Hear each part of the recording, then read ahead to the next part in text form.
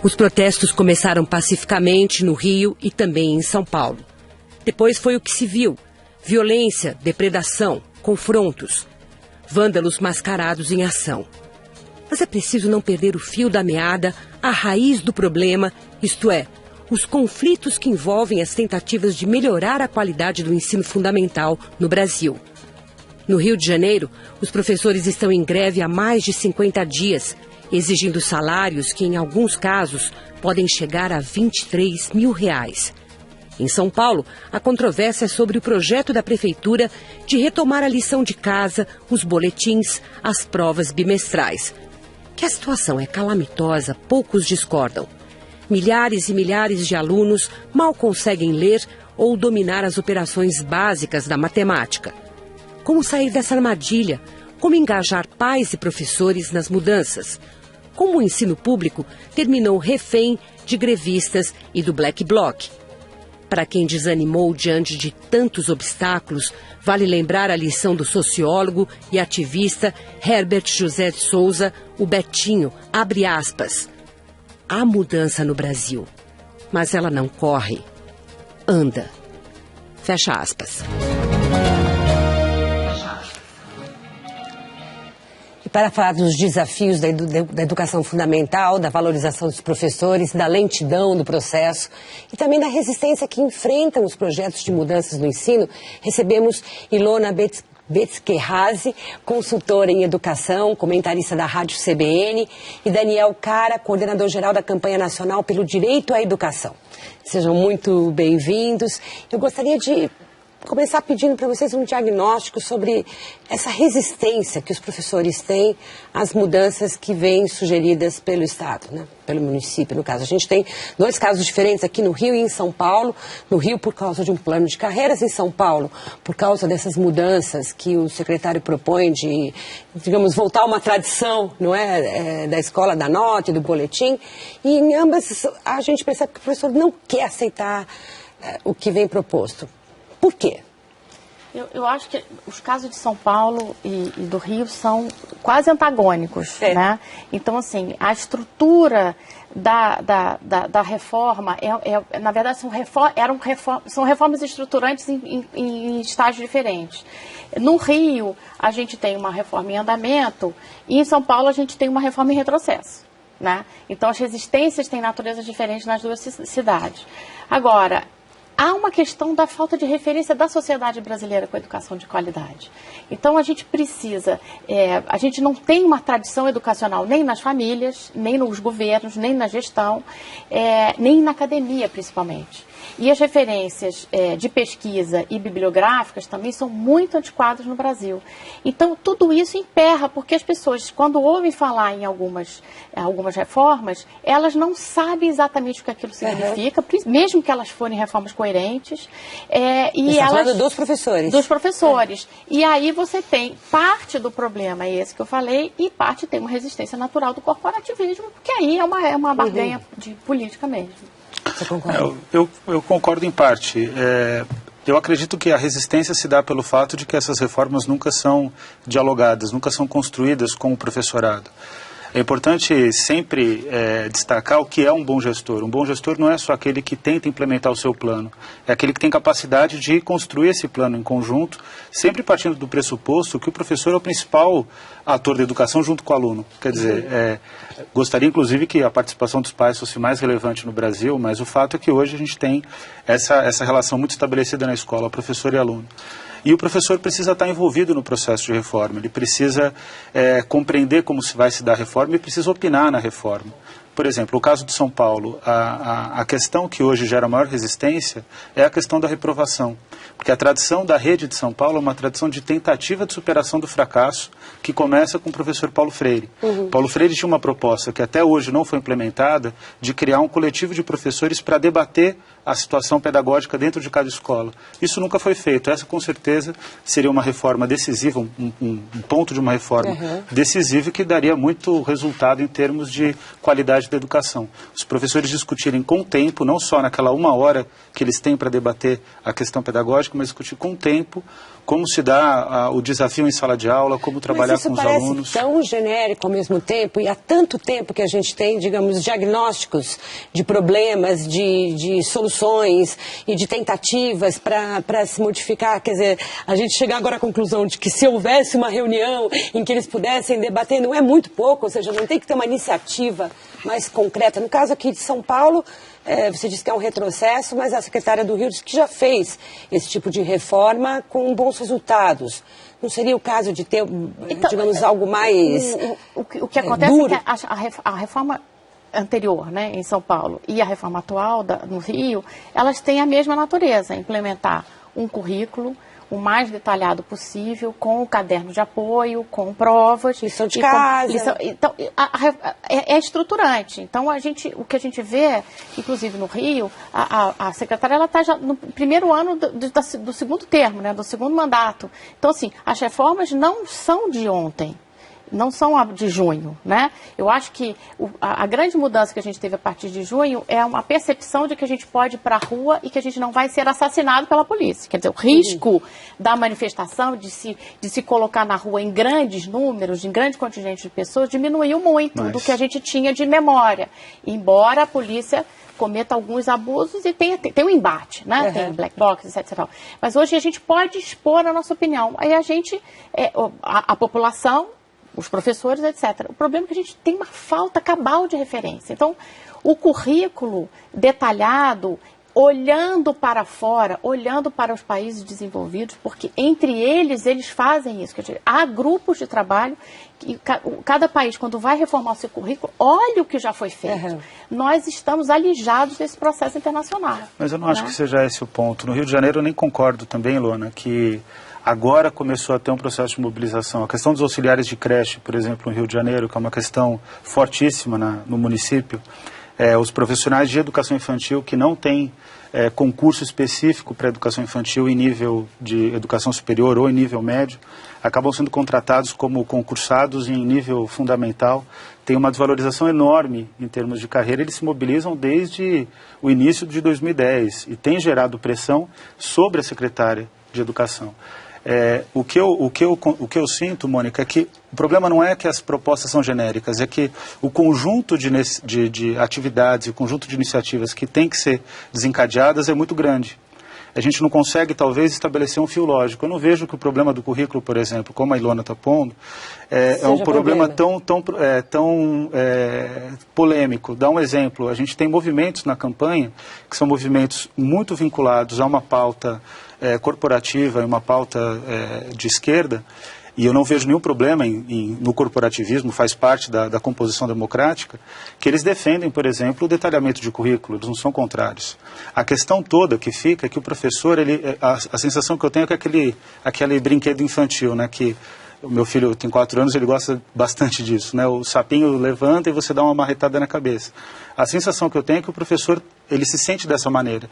Ele tenta colocar uma questão na sociedade e sempre é criticado por essa questão. O resultado disso é que a gente não tem uma valorização efetiva da carreira, que começa com salário inicial, passa por carreira, passa por condições de trabalho. Ele sempre fica colocado na situação de vítima ou de herói. Então, o professor é sempre tratado nessas duas posições, dois extremos. E, na verdade, a gente tem que tratar o professor como profissional como qualquer outro, que tem que receber um salário adequado, tem que ter condições de carreira, tem que ter boa perspectiva de trabalho. Para falar na questão do salário, a proposta que a secretária municipal do Rio fez, ela parecia razoável porque ela tem um sentido. Quer dizer, como se tende a ter um estudo em período integral, ela quer mais professores de 40 horas semanais, portanto, paga-se mais para esse professor, que também é o que tem mais títulos e dá um salário, talvez o maior do Brasil, 4.100 e poucos reais. O Distrito Federal é maior. É maior, para 40 horas. O Rio de Janeiro está dizendo que é o Distrito Federal. O maior. E aí começam, então, digamos, aquelas parcelas intermediárias. E qual é a grande resistência, se sabe também que o município tem limites, não é, de orçamento, para poder pagar A minha visão da reforma do Rio é que ela vai na direção certa. Claro que você pode ter um erro no processo. Eu acho que aí a gente tem talvez uma questão de você ter tido toda uma gestão que teve muito pouca resistência e de repente há uma resistência maior. Então, e aí eu acho que talvez a prefeitura não soube muito bem lidar com a situação, enfim. Mas o conjunto das reformas vai numa direção estruturante. Você tem currículo, você tem avaliação, você tem uma série de apoios e de formação de professores, e essa direção específica de fazer com que a rede toda vá para período integral e que os professores, portanto, sejam professores de 40 horas de dedicação exclusiva, né?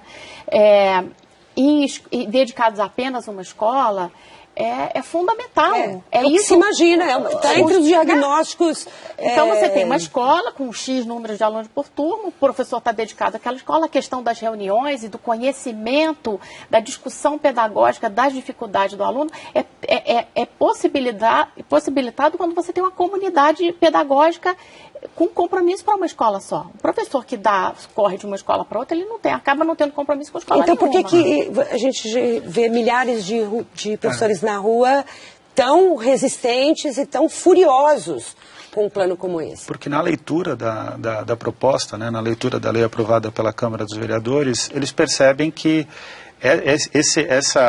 aquilo que se propagandeia, né, aquilo que se diz que se pretende fazer, não está posto na forma da lei.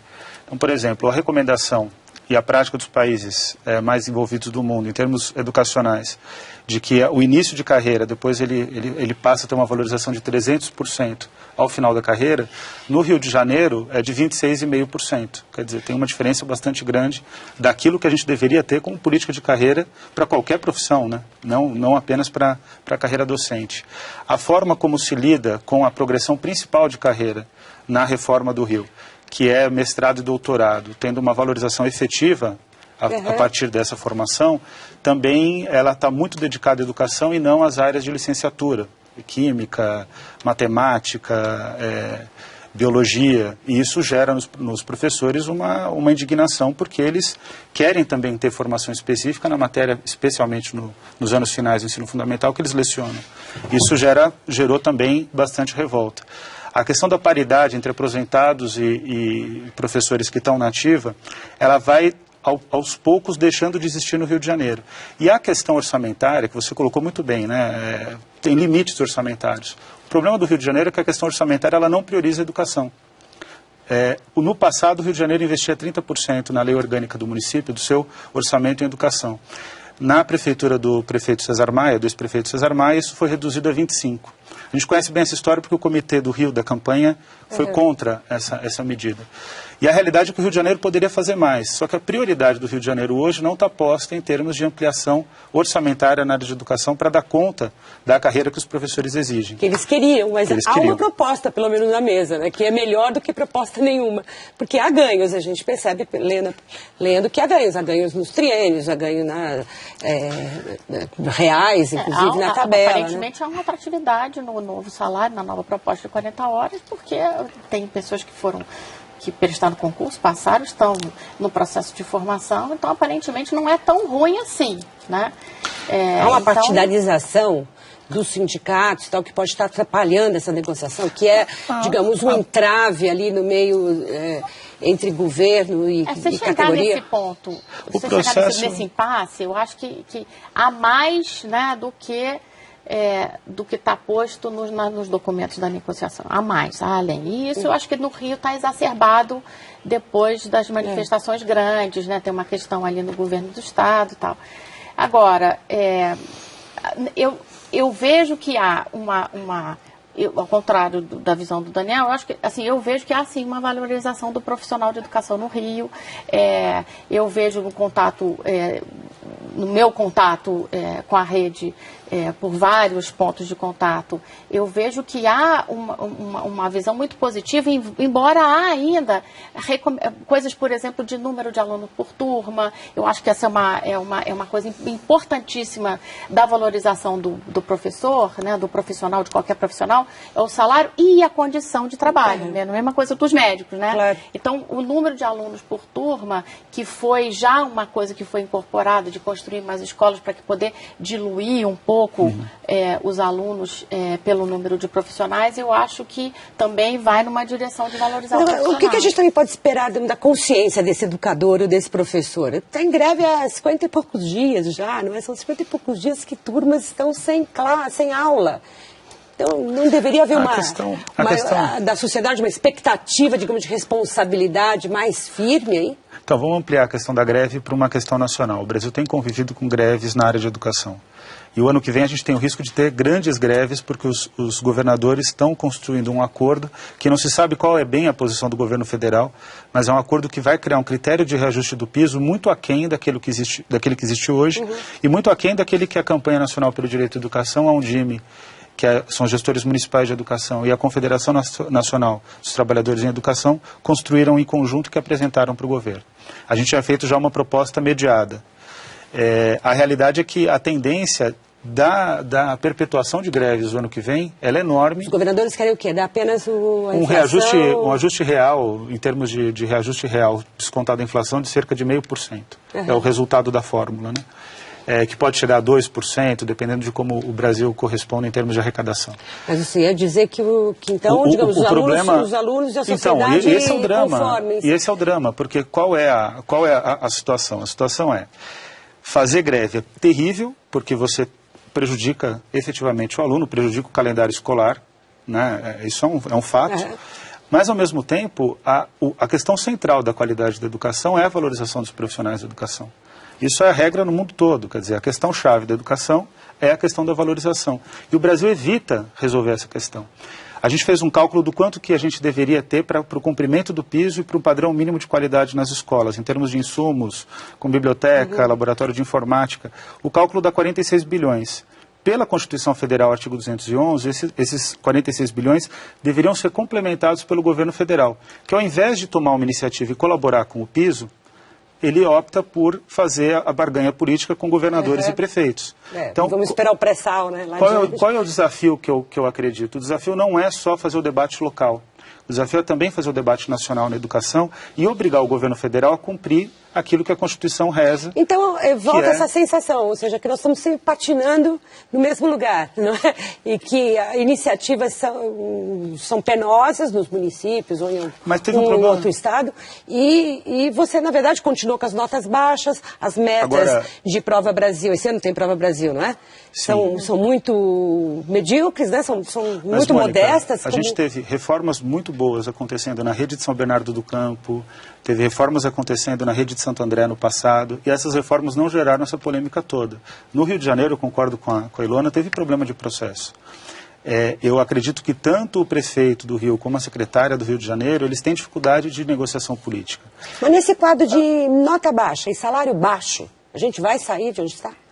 Eu não sei, assim, eu gosto de ser otimista, porque eu acho que a gente tem uma questão que se a gente tiver um movimento de indução da qualidade, que venha ele do governo federal, que seria ideal para a gente não ter tanta disparidade regional, que venha ele de governos estaduais, ou como a gente está tendo hoje nos municípios, o município decide mudar a qualidade e a gente tem casos que está mudando. A gente deveria ter esse movimento de indução, ele não digo rapidamente, mas rapidamente para o processo educacional, a gente vai mudar o Brasil. Mas tem que haver um movimento de qualidade ambicioso, um movimento corajoso. O que a gente está vendo hoje, no nível federal, é uma paralisação total. Né? Então, há a oportunidade de um currículo nacional, há a oportunidade da prova de admissão docente que está parada na gaveta de alguém né? Que não anda. Há uma série de reformas legais que podem ser feitas, que são indutoras à qualidade. O CAC, quer dizer, um debate mais amplo do CAC, quer dizer, o MEC assumir também. Então, a gente em pouco, numa geração, a gente vai colher grandes frutos. Né?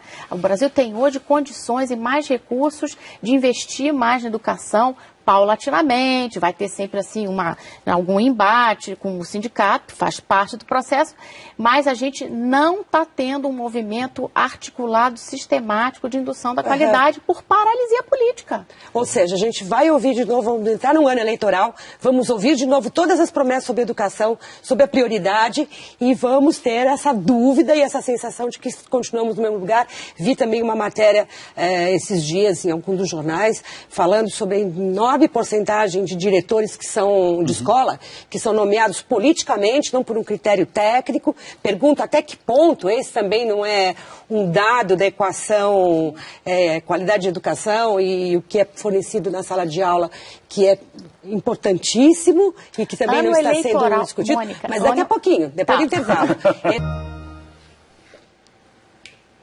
Se esse aqui tem sido um ano duro para a educação, a gente está vendo os movimentos no Rio de Janeiro, aqui em São Paulo, resistência às mudanças, em Goiânia hoje houve uma invasão à Câmara dos Vereadores também, e a política nacional federal parada. O que acontece no ano que vem, um ano eleitoral? Muda muito. Não, a minha grande preocupação é que a gente passou todo o mandato da presidenta Dilma discutindo o Plano Nacional de Educação e a gente corre o risco de concluir o mandato da presidenta Dilma sem aprovar o Plano Nacional de Educação. Hoje, dia 8 de outubro, aconteceu a primeira audiência pública na Comissão de Educação com o Plano Nacional de Educação na Comissão de Educação do Senado. E falta... Depois de tudo isso... Falta o governo federal assumir que ele precisa corresponder à parte que lhe cabe, até pela sua enorme arrecadação, né, comparado aos outros entes federados, na matéria educativa. E não adianta fazer programa como Pro Infância, que você vai lá, constrói creche, porque o desafio é a manutenção daquela creche. É garantir aquela criança com uma boa qualidade da educação. Com funcionários e tudo mais. Né? Aquele professor com bom salário. Então, hoje... As creches também não foram construídas, né? Não foram construídas. A meta era 6 mil creches e a gente até hoje não sabe quantas de fato estão funcionando. Isso é verdade. Mas a questão da greve... Do ponto de vista dos professores e dos diretores? A gente tem a questão da greve é que ela está expulsa. Quem pode pagar vai saindo da educação. Então a gente está vendo que à medida que aumenta a renda do brasileiro, por causa dessa questão da instabilidade do sistema público, as pessoas vão sair do sistema. Então, os melhores alunos vão sair do sistema público. Isso, quanto mais greve, mais saída para a educação privada. E eu acho que o Plano Nacional da Educação, mesmo aprovado, contribui muito pouco para minimizar esse risco de greve no ano que vem. Então, eu acho que a gente tem que pensar um pouquinho estrategicamente.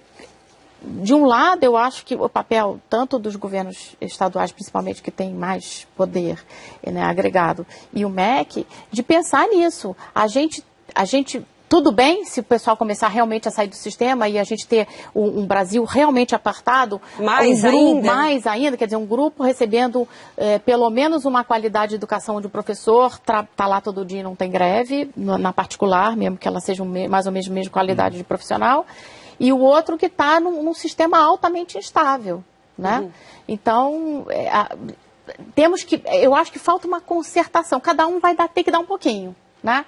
O MEC, os governos estaduais, os governos municipais menos, coitados, já não tem tanto para dar assim, mas a gente tem que botar na mesa todas as dificuldades. Nós temos que investir mais, nós temos que trabalhar mais pela educação. E as dificuldades estão todas na mesa e há muitos anos. Educação é tema no Brasil há muito tempo. É tema de campanha, é tema de diagnóstico, de estudo, de congresso, de convenção, de sindicato e de tudo. Mas essa sensação de que anda, como diz o Betinho, anda, mas não muda, anda devagarzinho, muito triste, são gerações que vão se perdendo. Muito obrigada, Ilona, muito obrigada, Daniel, pela participação aqui no Entre Aspas, e obrigada a você também que nos acompanhou. A gente volta na quinta-feira. Até lá.